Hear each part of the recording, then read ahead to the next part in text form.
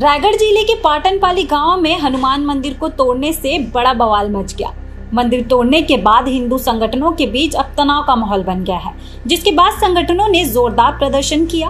प्रदर्शन के दौरान पास के चर्च में लगे क्रॉस को भी तोड़ दिया गया और चर्च के छत पर भगवा गमछा फहराया गया। इस घटनाक्रम से इलाके में अब तनावपूर्ण माहौल बन गया है। दरअसल 27 मई को ईसाई धर्म अपना चुके निर्मला सारथी, सूरज सारथी और हीरा सारथी ने चर्च के पास बने हनुमान मंदिर को तोड़ दिया। मंदिर तोड़ने वाले ये तीनों आरोपी पहले हिंदू धर्म में थे, लेकिन बाद में उन्होंने ईसाई धर्म अपना लिया। आरोपियों द्वारा मंदिर तोड़ने के बाद आक्रोशित होकर गांव के लोगों और बजरंग दल के कार्यकर्ताओं ने चर्च के सामने प्रदर्शन किया और आरोपियों पर कार्रवाई को लेकर जमकर नारेबाजी की। प्रदर्शन के दौरान पुलिस और लोगों के बीच नोकझोंक भी हो गई। तनाव की स्थिति को देखते हुए अब गांव में पुलिस बल को तैनात कर दिया गया है। घटना स्थल पर पहुंचे एसडीएम ने बताया कि चर्च की जमीन सरकारी पट्टे पर है, जबकि पटवारी के अनुसार वह जमीन एक व्यक्ति रोहित शाह के नाम पर दर्ज है।